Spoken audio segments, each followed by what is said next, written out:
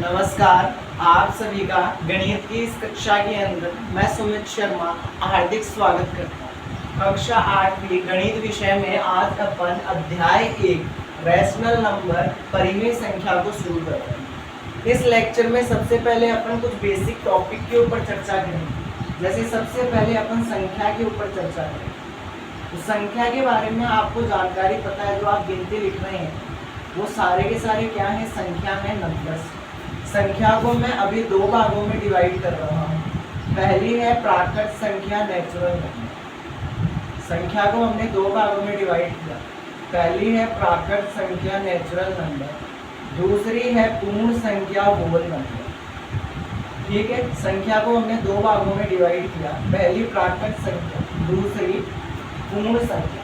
प्राकृत संख्या सदैव 1 से शुरू होगी और अनंत तक जाएगी। 1 से शुरू होगी और अनंत तक जाएगी, जबकि पूर्ण संख्या 0 से शुरू होगी और अनंत तक जाएगी। ठीक है, फिर दूसरी चर्चा हम इन दोनों पर करें। सबसे छोटी प्राकृत संख्या कौन सी है? सबसे छोटी प्राकृत संख्या, तो आप बोलेंगे कि ये 1 से शुरू हो रही है, मतलब सबसे छोटी प्राकृत संख्या 1 है। ठीक है, ये 1 से शुरू हो रही है, इसलिए सबसे छोटी प्राकृत संख्या 1 है। फिर मैं आपसे पूछूंगा सबसे छोटी पूर्ण संख्या बताओ। सबसे छोटी पूर्ण संख्या बताओ, तो आप कहोगे भैया ये 0 से शुरू हो रही है, इसलिए सबसे छोटी पूर्ण संख्या हमारे लिए 0 हो जाएगी। तो मैंने कहा संख्या दो प्रकार की है, प्राकृत संख्या और पूर्ण संख्या। प्राकृत संख्या 1 से शुरू होगी और अनंत तक जाएगी, सबसे छोटी प्राकृत संख्या 1 है। पूर्ण संख्या 0 से शुरू होती है और अनंत तक जाती है, सबसे छोटी पूर्ण संख्या 0 है। आगे हम चर्चा करें तो आगे हम बात करते हैं पूर्णांक की ओर। पूर्णांक को अंग्रेजी भाषा में इंटीजर्स कहा जाता है। पूर्णांक धनात्मक हो सकता है, ऋणात्मक हो सकता है, शून्य हो सकता है। ठीक है, पूर्णांक धनात्मक मतलब पॉजिटिव प्लस वाला, ऋणात्मक मतलब माइनस वाला नेगेटिव, वह शून्य हो सकता है। वह शून्य हो सकता है। पूर्णांक धनात्मक, ऋणात्मक, वह शून्य हो सकता है। हो सकता है। पूर्णांक आपका माइनस के अनंत से शुरू होते हुए -2, -1, फिर 0 से आगे पॉजिटिव वैल्यू देते हुए प्लस के अनंत तक जाता है। पूर्णांक धनात्मक हो सकता है, ऋणात्मक हो सकता है, शून्य हो सकता है। पूर्णांक माइनस के अनंत से शुरू होकर -2, -1, 0, 1, 2 से होता हुआ अनंत तक जाता है। ठीक है, पूर्णांक माइनस के अनंत से शुरू होते हुए -2, -1, फिर 0, फिर 1 प्लस का 2, फिर आगे पॉजिटिव वैल्यू देता हुआ चलता है। पूर्णांक के बाद में हम चर्चा करेंगे अभाज्य संख्या, जो इस चैप्टर से रिलेट नहीं करेगी, पर अपन संख्या का बेसिक ले रहे हैं इसलिए उसको भी साथ में लेंगे। अपन चर्चा करेंगे अभाज्य संख्या, प्राइम नंबर के ऊपर अपन चर्चा करेंगे। अभाज्य संख्या मतलब प्राइम नंबर, ऐसी संख्या जिसमें 1 का वह स्वयं का भाग जाता है। ऐसी संख्या जिसमें केवल 1 का और स्वयं का भाग जाता है, वह अभाज्य संख्याएं कहलाती हैं। वह संख्याएं जिसमें 1 का वह स्वयं का भाग जाता है।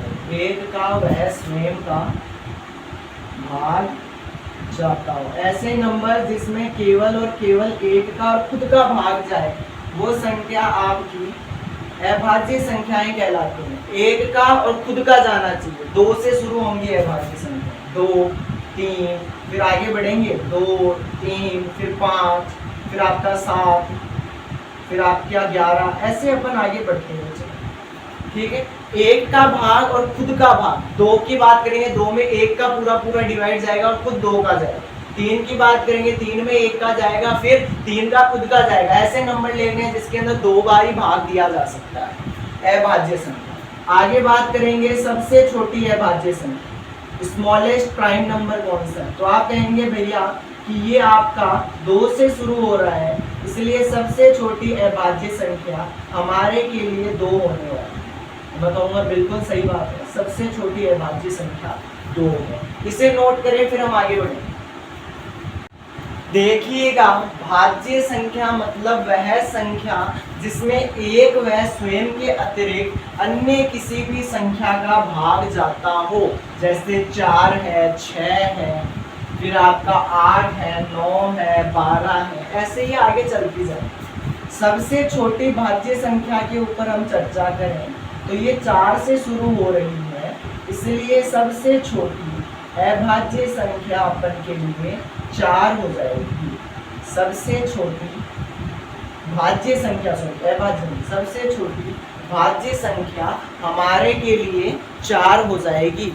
ठीक है, आगे हम चर्चा करेंगे भाज्य के बाद में सम संख्या और विषम संख्या के ऊपर, इवन नंबर और ओड नंबर के ऊपर। सम संख्या के ऊपर चर्चा करें तो ऐसी संख्या जिसमें 2 का पूरा पूरा भाग जाता हो। ठीक है, ऐसी संख्या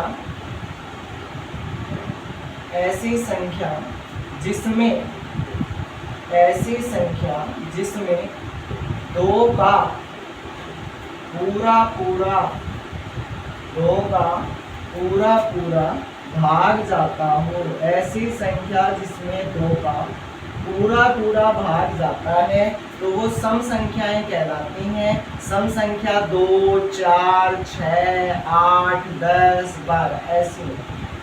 ठीक है, बात समझ में आ रही होगी। ऐसी संख्या जिसमें 2 का पूरा भाग जाता है वो आपकी सम संख्या है। आगे हम बात करेंगे विषम संख्या, ओड नंबर। विषम संख्या से मतलब रखेंगे ऐसी संख्या जिसमें 2 का पूरा भाग ना जाता हो। ऐसी संख्या जिसमें 2 का पूरा भाग ना जाता हो वो विषम संख्या कहलाती है। ऐसी संख्या जिसमें 2 का पूरा भाग, जिसमें 2 का पूरा भाग ना जाता हो, पूरा भाग ना जाता हो। ऐसी संख्या जिसमें 2 का पूरा भाग नहीं जाता है वो विषम संख्या कहलाता है। 1 से शुरू होगा और आगे चलता हुआ चलेगा। ये अपन ने संख्याओं के बारे में नॉलेज प्राप्त करी है, इसे नोट करें, फिर हम आगे बढ़ेंगे। चलिएगा, अब अपन फाइनली अपने चैप्टर के ऊपर चर्चा करेंगे परिमेय संख्या, रैशनल नंबर के ऊपर। ठीक है, इतनी देर मैंने आपको संख्या का कंप्लीट नॉलेज दिया है, बेसिक। अब आगे अपन परिमेय संख्या, रैशनल नंबर के ऊपर चर्चा करने वाले हैं। तो ध्यान से सुनिएगा, ऐसी संख्या जिसे मैं P/Q के रूप में लिख सकता हूँ। ठीक है, मतलब ऐसी संख्या जिसे मैं बट्टे के रूप में लिख सकता हूँ, और जहाँ पर Q का मान कभी भी क्या नहीं हो, 0 नहीं हो, वो संख्या परिमेय संख्या कहलाएगी। मैं कहूँगा ऐसी संख्या जिसे हम P/Q के रूप में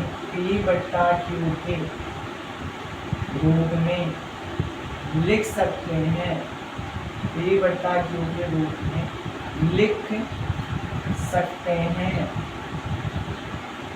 लिख सकते हैं और जहाँ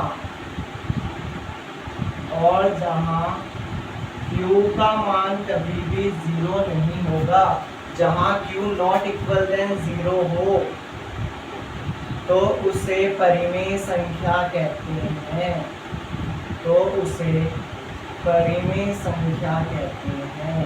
ऐसी संख्या जिसे हम P/Q के रूप में लिख सकते हैं और जहाँ Q का मान कभी भी क्या नहीं होगा, 0 नहीं होगा, उसे परिमेय संख्या कहेंगे। जैसे उदाहरण के तौर पर 1/2, 1/4, 3/4, 5/3, ऐसी संख्याएं परिमेय संख्याएं कहलाएंगी, जिसे हम बट्टे के रूप में इजीली लिख सकते हैं। बात समझ में आ रही होगी। आगे अब संख्या के ऊपर चर्चा चल रही है, तो मैं आपको अपरिमेय संख्या से भी परिचित करवा देता हूँ। अभी आपने परिमेय संख्या के बारे में पढ़ा और अब मैं आपको अपरिमेय संख्या के बारे में जानकारी दे रहा हूँ। ऐसी संख्या जिसे हम p/q के रूप में नहीं लिख सकते हैं और जहाँ q का मान 0 हो जहाँ पर q का मान 0 नहीं होगा। ठीक है, तो अपन लिखेंगे ऐसी संख्या जिसे हम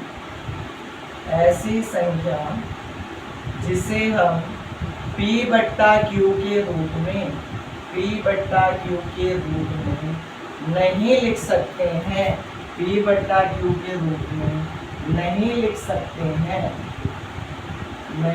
सकते हैं, उसे अपरिमेय संख्या कहते हैं। अपरिमेय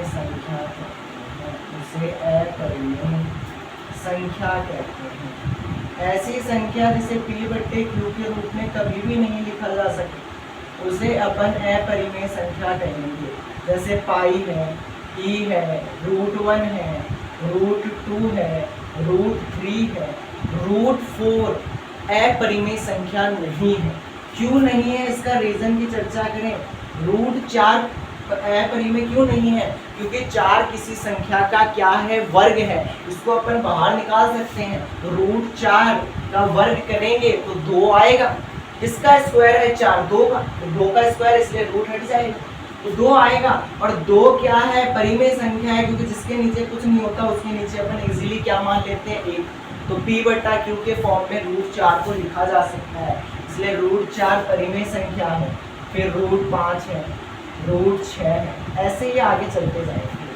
परिमेय ऐसी संख्या जिसे p/q के रूप में लिखा जाएगा और अपरिमेय जिसे p/q के रूप में नहीं लिखा जा सकता, उसे अपन अपरिमेय संख्या के नाम से जान रहे हैं। इसे नोट करें, फिर हम आगे बढ़ेंगे। चलिएगा अब आपके चैप्टर के ऊपर और चर्चा करते हैं। परिमेय संख्या का योग, बाकी और गुणा क्या होता है, सेवृत होता है, मतलब अपन कर सकते हैं। आगे अपन परिमेय संख्या के गुणधर्म पढ़ने वाले हैं। जैसे मैं आपको कहूँगा कि कोई भी नंबर है a+b, कोई भी नंबर है, चाहे मैं इसे a+b के फॉर्म में जोड़ूं या b+a के फॉर्म में जोड़ूं, मतलब a के अंदर b जोड़ूं या b के अंदर a जोड़ूं, इन दोनों का उत्तर हमेशा क्या आता है, समान आएगा। ये बात आपको पता है। फिर अपन गुणधर्म की बात करें, शॉर्ट में गुणधर्म के ऊपर चर्चा करेंगे कि a+b का मान हमेशा b+a के बराबर होगा और इस प्रॉपर्टी को अपन क्या कहेंगे, सक्रिय क्रम विमीय कहेंगे। इस गुणधर्म को सक्रिय क्रम विमीय कहेंगे, सक्रिय क्रम विमीय कहेंगे। इस बात को आप नोट करेंगे। आगे अपन बात करें, चाहे मैं a के अंदर b गुणा करूं या b के अंदर a गुणा करूं, उत्तर समान आएगा। अगर मैं 1 को 2 के साथ गुणा कराऊं या 2 को 1 के साथ गुणा कराऊं, उत्तर 2 ही आना है, मतलब दोनों कंडीशन में उत्तर सेम आएगा। उससे इसे गुणन क्रम विमीय कहते हैं। क्रम विमीयता भी दिख जाता है आपको कहीं कहीं पर लिखा हुआ। ठीक है, ये अपन 2 गुणधर्म बात कर रहे हैं। चाहे आप कैसे भी जोड़ें, कैसे भी गुणा करें, वो हमेशा क्या आएगा, सही आएगा। ठीक है ना, उत्तर उसका क्या आएगा दोस्त, समान ही आएगा। ठीक है ना, विनिमय। ये तो अपन ने बात करी जब 2 रैशनल नंबर होते हैं। आप कभी भी ये नहीं कह सकते कि a-b का उत्तर b-a के उत्तर के बराबर आएगा। ये कभी भी इक्वल नहीं आएगा। क्यों नहीं आएगा, क्योंकि अपन जैसे 2 में से 3 घटाए और 3 में से 2 घटाए, तो दोनों के आंसर में फर्क आएगा। यहाँ पर -1 आएगा, यहाँ पर। तो बाकी के अंदर क्रम विमीय नहीं लगता है। क्रम विमीयता का जो नियम है ये सिर्फ जोड़ में और गुणा में ही लगेगा, भाग में भी नहीं लगेगा। आप 1 के अंदर 2 का भाग दो, 2 के अंदर 1 का भाग दो, देखो उत्तर के अंदर फर्क जरूर आएगा। तो क्रम विमीयता का जो गुण है ये सिर्फ जोड़ और बाकी में ही लगता है। और अब अपन आगे चर्चा करने वाले हैं 3 परिमेय संख्याओं के ऊपर। मैं आपको ऐसे कहूँ कि आप पहले बी के अंदर सी जोड़िए और फिर जो उत्तर आता है उसके अंदर ए जोड़िए, नहीं तो पहले ए प्लस बी कर लो फिर सी जोड़ लो। आप कैसे भी जोड़ें आपका उत्तर हमेशा समान आएगा। इस नियम को अपन क्या कहेंगे, इस नियम को अपन कहेंगे योग सक्रिय सहचार्यता का नियम। ठीक है ना, योग सक्रिय सार्यता का नियम। ठीक है, योग सक्रिय सार्यता का नियम या सहचार्य का नियम भी कह सकते हैं। योग सक्रिय साचर्यता का नियम। अब इसमें आप समझो, देखो मैं आपको उदाहरण के तौर पर समझाता हूँ इसको, ऐसे कॉन्सेप्ट नहीं बैठेगा। मैंने आपको कहा 2 + 3 + 5 है, इसको आप मेरे को जोड़ के दिखाओ। तो आप एक कंडीशन तो ये बिठाओगे कि पहले आप 3 के अंदर 5 जोड़ देते हैं, तो आपका उत्तर आएगा 8। 8 के अंदर 2 जोड़ोगे तो 10। ये तो मैंने a + b + c वाला लगाया। अब इसके बराबर में क्या चल रहा है, पहले मैं a के अंदर b जोड़ता हूँ फिर c जोड़ता हूँ, मतलब पहले मैं 2 के अंदर 3 जोड़ देता हूँ फिर 5 जोड़ूंगा, 2 3 5 हो जाएंगे, 5 और 5 10। चाहे मैं किसी भी नंबर को कैसे भी गुणा करूं, उत्तर हमेशा क्या आएगा, इक्वल आएगा। तो यहाँ पर आपका नियम लगेगा योग सक्रिय सार्यता का नियम। ठीक है ना, योग सक्रिय सहचार्यता का नियम। ये नियम आपको याद करने हैं। ऐसा ही नियम अपन गुणा के रूप में भी लगा सकते हैं। गुणा के तौर पर नियम लगाए तो मैं ये कहूँगा a × b × c equal then a × b, और इसका पूरा का पूरा वैल्यू c से मल्टीप्लाई करें। ये गुणा सक्रिय सहचार्यता का नियम बनेगा। ठीक है, गुणन सक्रिय सहचार्यता का नियम बनेगा। बात समझ में आ रही होगी। 2 नियम हमने बात किए हैं, क्रम विमेय और सहचार्यता। क्रम विमेय जोड़ और गुणा में लगेगा और आपका सहचार्यता भी गुणा और जोड़ में लगेगा। यहाँ पर सहचार्यता का नियम 3 संख्याओं के लिए लगता है, क्रम विमेय 2 के लिए लगता है। बात समझ में आ रही होंगी, ऐसी मैं आशा करती। इसे आप नोट करें फिर हम आगे बढ़ेंगे। चलिएगा थोड़ा और बेसिक के ऊपर चर्चा करें इस चैप्टर का।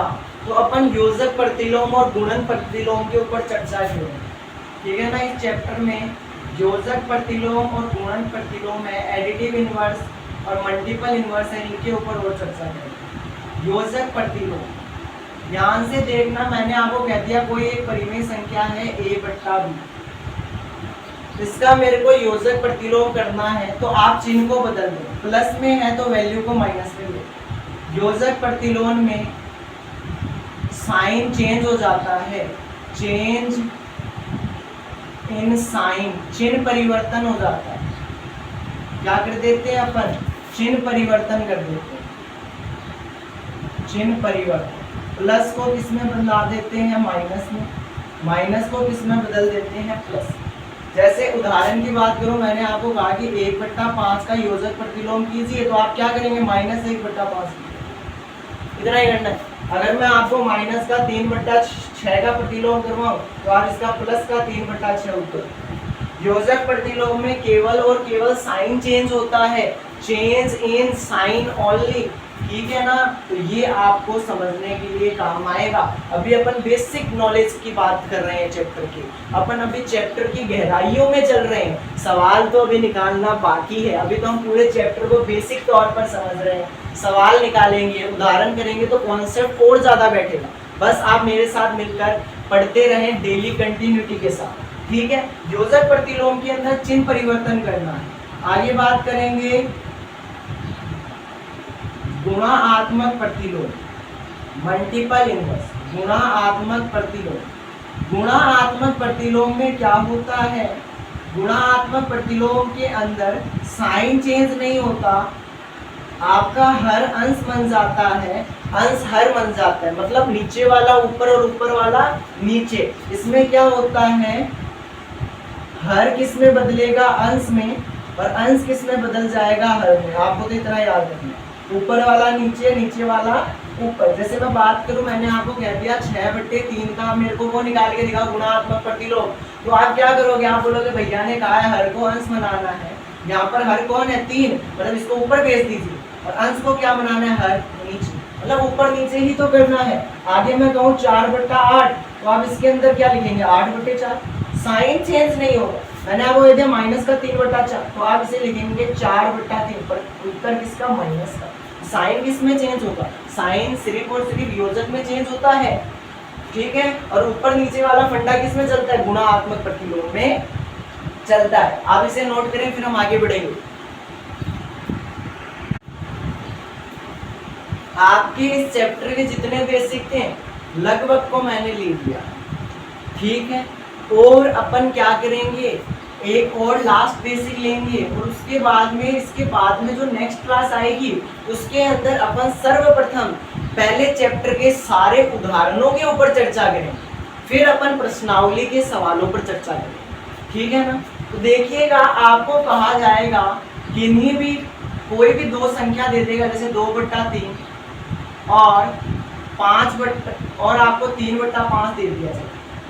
2/3 और 3/5 के बीच आपसे परिमेय संख्या निकलवाए, के बीच 5 परिमेय संख्या निकलवाए। ऐसा सवाल आपको 1.2 में देखने को मिलेगा। मैं बेसिक के अंदर समझा देता हूँ, फिर आगे और चर्चा करेंगे सवालों के ऊपर, ठीक है। तो आपको 2/3 और 3/5 के बीच में 5 परिमेय संख्या निकालनी है। तो इसके लिए मैं आपको सीधा सीधा एक फंडा बताता हूँ, उस फंडे को देखिएगा। 2/3 है 3/5, आप इन दोनों का अगर डिनोमिनेटर सेम कर देंगे, हर सेम कर देंगे तो आपके लिए आसानी हो जाएगी, ठीक है। आपको क्या करना है, किसी भी संख्या आपको किसी भी संख्या के बीच में परिमेय संख्या निकालने के लिए कहे तो आप उसके हर को क्या कर दीजिए, समान कर दीजिए। जैसे मैं यहाँ पर 3 × 5 कर देता हूँ तो हर 15 आएगा, यहाँ पर 5 × 3 कर देता हूँ तो 15 आएगा। मैंने इन दोनों का क्या कर दिया, हर बराबर कर दिया। हर बराबर करने से क्या होगा, सारी संख्या एक ही सीक्वेंस में निकल जाएगी। अब मैंने यहाँ पर 5 से गुणा किया तो इसके ऊपर वाले को भी 5 से गुणा करूंगा, इसको 3 से किया तो ऊपर वाले को भी 3 से। ऊपर वाले के साथ छेड़छाड़ नहीं करनी है, नीचे वाले को जिससे मल्टीप्लाई किया ऊपर वाले को भी उसी से ही करना है। तो 2 का पहाड़ा आप जब 5 बार बोलेंगे तो ये 10 आएगी, और जब आप इसे 3/3 और 5 × 3 करेंगे तो ये 9 कितना आएगा, 15 आएगा। अब आप बोलोगे भैया इसके अंदर निकलेगी तो सही, पर ये तो उल्टी चल गई। और निकली भी कितनी, एक परिमेय संख्या निकली और हमें कितने निकालनी है, 5। तो मैं बोलूंगा डिनोमिनेटर बढ़ाओ भैया। आगे क्या कर सकते हो, डिनोमिनेटर बढ़ाइए, डिनोमिनेटर बढ़ाइए। तो डिनोमिनेटर बढ़ा देते हैं और कर देते हैं थोड़ा सा ऊपर नीचे। चलिए डिनोमिनेटर को बढ़ाते हैं। आप एक काम करो, 3/5 यहाँ पर लिखो और 2/5 यहाँ पर लिखो, तो आपकी सारी वैल्यू ढंग से निकलेगी। क्वेश्चन मैंने मेरे मन से लिखा इसलिए थोड़ी सी अनबैलेंस काम हुआ है, ठीक है। 3/5 और 2/3 के बीच में अपन को संख्या निकालनी है, तो आपको हर समान करना है, हर ज्यादा लेना क्योंकि संख्या अपन को थोड़ी ज्यादा चाहिए, ठीक है। तो मैं अब की बार क्या करता हूँ, मैं यहाँ पर कितना रखता हूँ बोले, इसको मैं 10 से गुणा करा देता हूँ, इसको मैं 6 से गुणा करा देता हूँ। अब की बार मैंने डिनोमिनेटर रखा है 30, ऊपर वाला भी 10 से गुणा होगा तो ये 18 से लेकर 20। अभी भी आप कितनी संख्या निकाल पा रहे हैं, मात्र एक संख्या निकल रही है, 18/30, 19/30 और 20/30। अभी तक आपने कितनी संख्या निकाली इन दोनों के बीच में, मात्र एक संख्या। कितनी निकालनी है, 5। और डिनोमिनेटर बढ़ाओ और हर बढ़ाओ, जितना हर बढ़ेगा उतनी आपकी संख्या निकलती जाएंगी, ठीक है। तो हर और बढ़ाइए आप, अभी आपको हर और बढ़ाना पड़ेगा, इसलिए मैंने 5 लिखा है क्योंकि कोई कोई सवालों में आप कंफ्यूज होंगे, उस कंफ्यूजन को दूर करने के लिए पहले स्टेप में अपन ने ये काम कर दिया। अब आप देखो इन दोनों को किससे मल्टीप्लाई करवा सकते हो, 5 को और 3 को किससे मल्टीप्लाई करा सकते हो, तो दोनों में इजीली आ जाए। तो बोले मैं 15 को 3 से मल्टीप्लाई कर देता हूँ तो कितना आएगा, 45, और 9 ऊपर वाले को 9 से कर देता हूँ, चलो इसको 9 से कर देता हूँ, इसको मैं 15 से कर देता हूँ। तो अब के बाद डिनोमिनेटर अपन 45 मान रहे हैं, ठीक है। ऊपर वाले को 9 से करूँगा 27 आएगा, इसको 50 से करूँगा तो 30 आएगा। अब आपने डिनोमिनेटर बढ़ाया तो आपके पास कितनी संख्या निकली, 27/30, 28/30, 45 चल रहा है, 27/45, 28/45, 29/45, 30/45। अब आपने इन दोनों के बीच में कितनी परिमेय संख्या निकाली, तो आप बोलेंगे 2। निकालनी कितनी है, 5, और बढ़ाओ, ठीक है ना, और बढ़ाइए। तभी मैंने ये क्वेश्चन दिया है, तभी मैंने आपको ये क्वेश्चन दिया है कि आपको कहीं कहीं पर 10 निकालने बोलेगा, मतलब आपको डिनोमिनेटर और बढ़ाना पड़ेगा, तो और बढ़ाइए, और बढ़ाइएगा डिनोमिनेटर। अभी तो हमारे पास 2 ही आई है, हमें निकालनी है 5। 5 निकालने के लिए अपन क्या करेंगे, डिनोमिनेटर और बढ़ाएंगे। तो चलिए फिर शुरू करते हैं अपना काम। अब मैं इसको किसके साथ मल्टीप्लाई कर रहा हूँ, अब मैं एक काम करता हूँ, अब मैं 3 को 25 के साथ मल्टीप्लाई करा के देखता हूँ, तो ये आएगा आपका 75, और उसके अंदर मेरे को 75 चाहिए, तो इसको मैं मल्टीप्लाई किससे कराऊँ, 5 को, बोलिए 5 को किससे मल्टीप्लाई कराएं कि 75 आ जाए। ऐसा कौन सा नंबर है जिसको 5 से मल्टीप्लाई कराने पर आपके पास 75 आ जाएगा, बोलें 15 बार 75 आ जाएगा, ठीक। तो अब मैं इसको तो करा देता हूँ 25 टाइम्स मल्टीप्लाई, ये तो हो जाएगा 50/75। इसको जब मैं 15 से मल्टीप्लाई कराऊंगा तो ये मेरे पास हो जाएगा 75/5 3 is 15, 45। अब आप देखें 45/75, 46/75, 47/75, 48/75,